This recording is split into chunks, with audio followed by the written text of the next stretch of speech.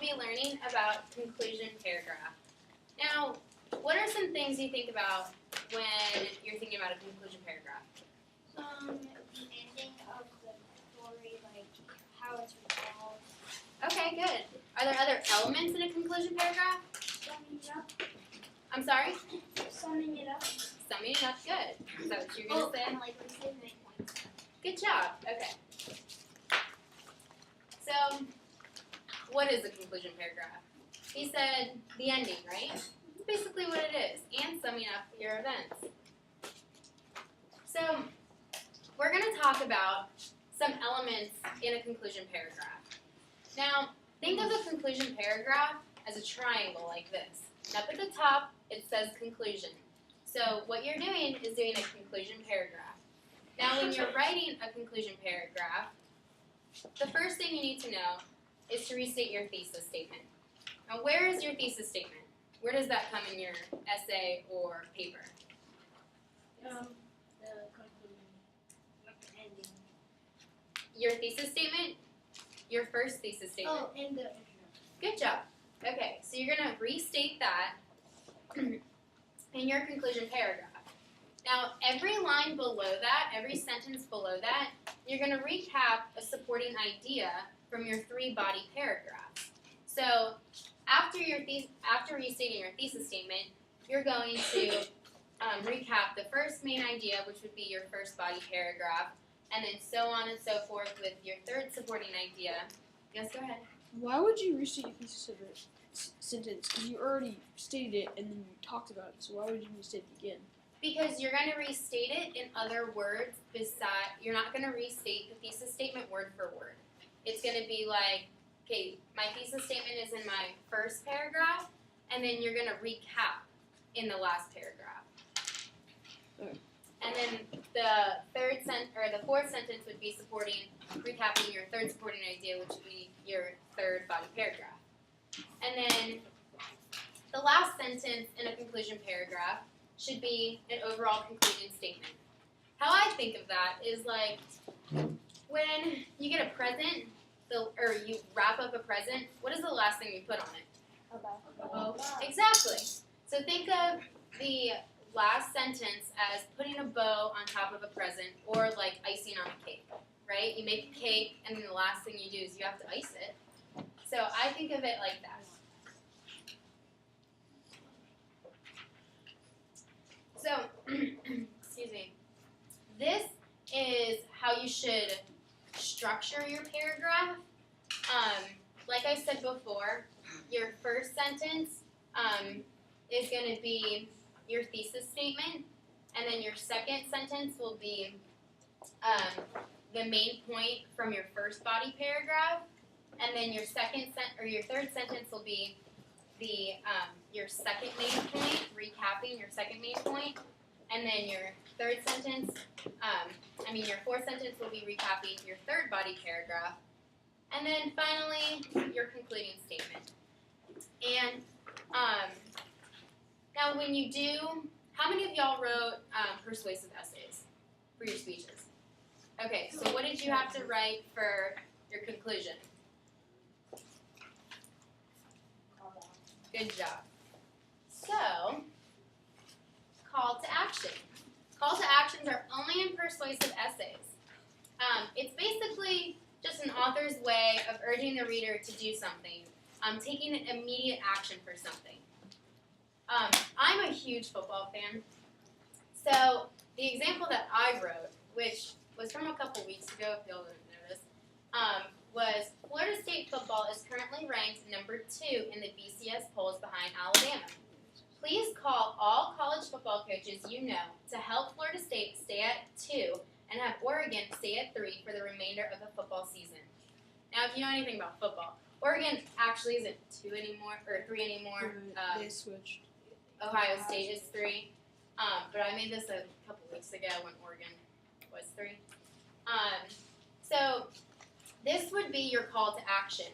You are trying to get the people reading it to call all college football coaches, because one of the big things when you're getting the BCS rankings is the college or the coaches poll. So they have a lot of say in where each team will be ranked. So this would be an example of a call to action. Another one would be, since Florida State is at number 2, all of us FSU students are trying to see how we can get to the BCS championship. But our president, Dr. Barron, hasn't set any dates that we can maybe miss school for that. So if I was writing a persuasive speech to the student body, I would say, please call, email, or write Dr. Barron to help us get January 6th and 7th off to go to the national championship in Pasadena, California. So that would be a call to action to get the student body to call Dr. Barron or write Dr. Barron to help us get to California. Now, this isn't working, but it's working on the other computer, so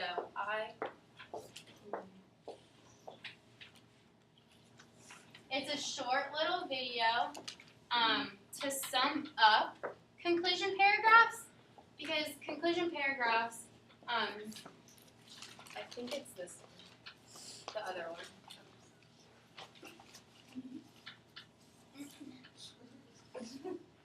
Oh, the first one. Yeah. So conclusion paragraphs are kind of easy, right? It's really just point by point what you're already restated. So this video is going to help show you just all together what a conclusion paragraph should be. Show Mr. Swedberg's 6th graders how to write a conclusion paragraph. First thing you're going to do when you're writing a conclusion paragraph is you're going to start with your introduction paragraph. And if you feel like you understand how to write an introduction paragraph pretty well, or at least you have a basic understanding of it, writing your conclusion will be pretty easy. If you're completely lost on your introduction paragraph, then forget about your conclusion for a while. Spend your time learning how to do an introduction. And then once you know how to do your introduction, the conclusion will be very easy. Because all the conclusion paragraph is flipping your introduction upside down. So you see at the top there we have the thesis statement that is 3 topics and 1 main point. In your conclusion, instead of calling it a thesis statement, we're going to call it a summary statement. And that statement is going to just be the exact same 3 topics and main point. You're going to want to rephrase it so that you don't use the exact same sentence 2 times in your essay, because that wouldn't sound very fluent. Then instead of narrowing, obviously with the shape, you can see that we're broadening, or we're broadening from the summary statement out to a broad closing. You already know that that broad closing is going to be called what? The big so what? Why should I care about all this writing you've been doing? So what? Why should I care? Well, you're going to tell me. Here's some specific examples for you. So that thesis statement that we saw earlier about Abraham Lincoln. His modest upbringing, fascinating career choices, and leadership in the White House made Abe Lincoln one of the most notable presidents in the history of the United States. If I was going to rephrase that thesis statement so that I could use it as a summary statement in the beginning of my conclusion paragraph, I might say this. Thus, his humble beginnings, various career choices, and his time as president, Abraham Lincoln became one of the most influential people in the history of the United States.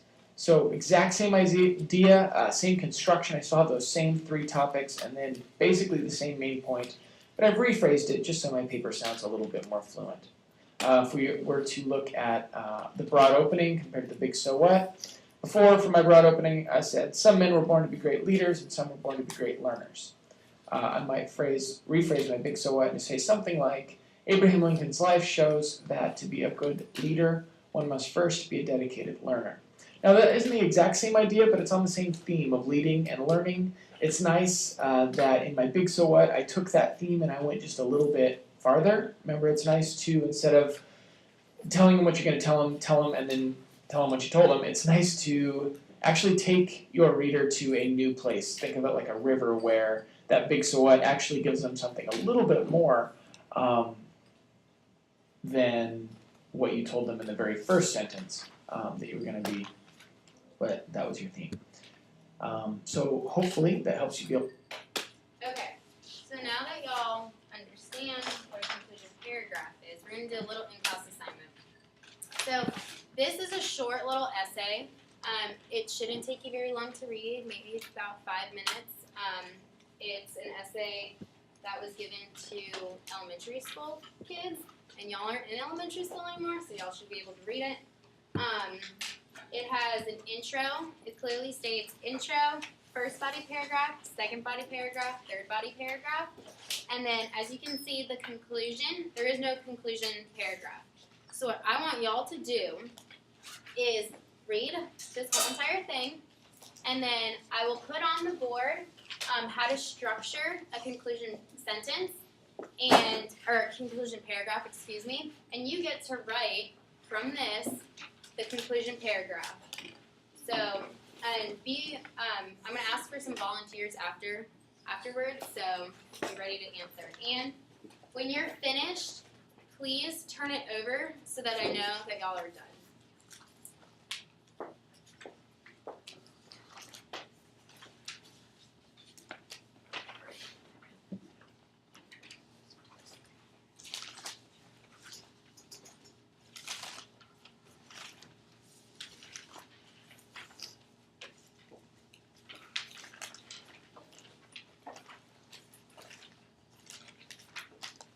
And if you have any questions, I'll be coming around to help you guys.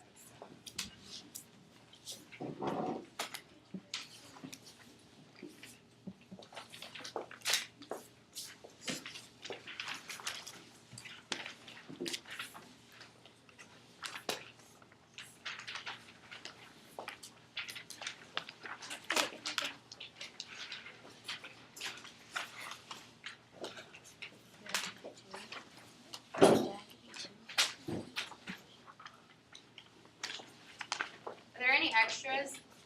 I'm not sure.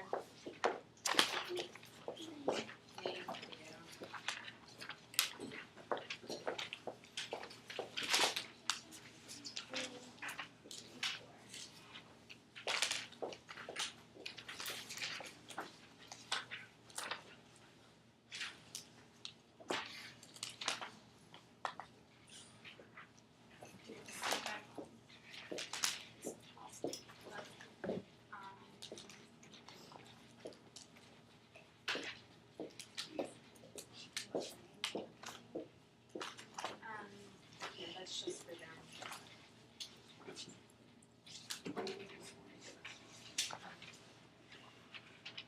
So on the board is how to write a conclusion paragraph, like I said earlier. So if you guys need any help, just look at that and raise your hand if you need any help too.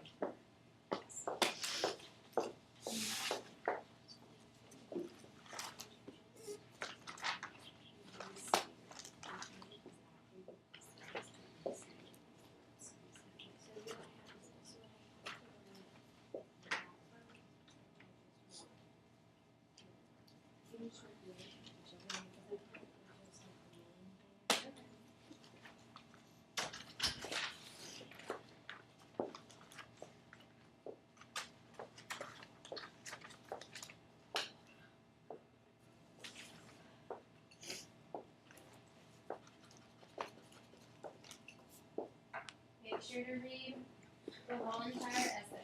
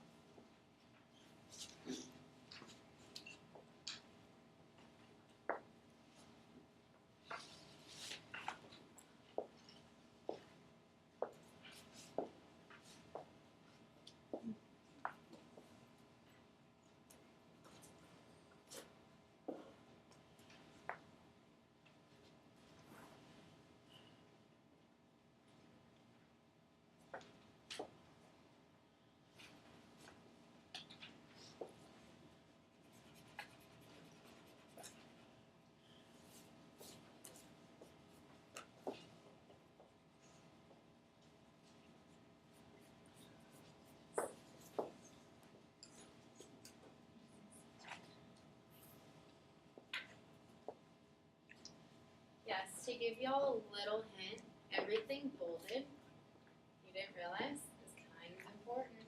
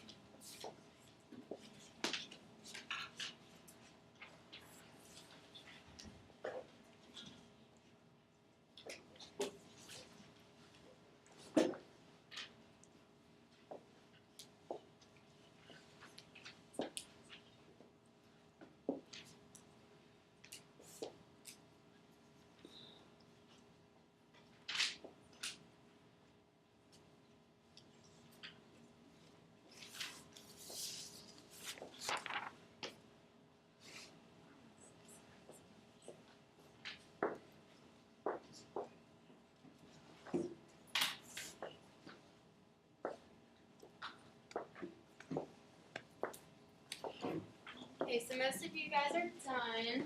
Does anyone want to volunteer their answers? Go ahead.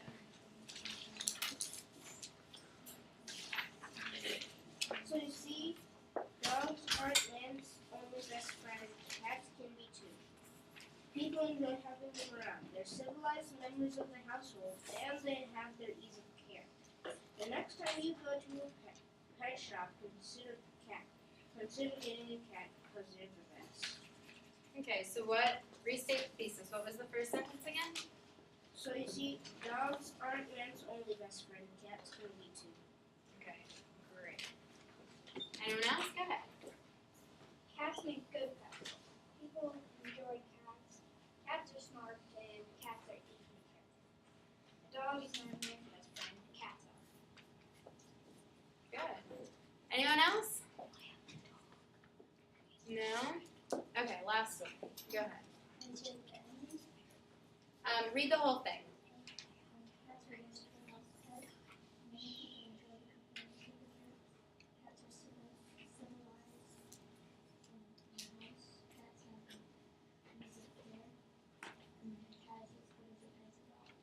Good job. You wanna go? Okay, I put.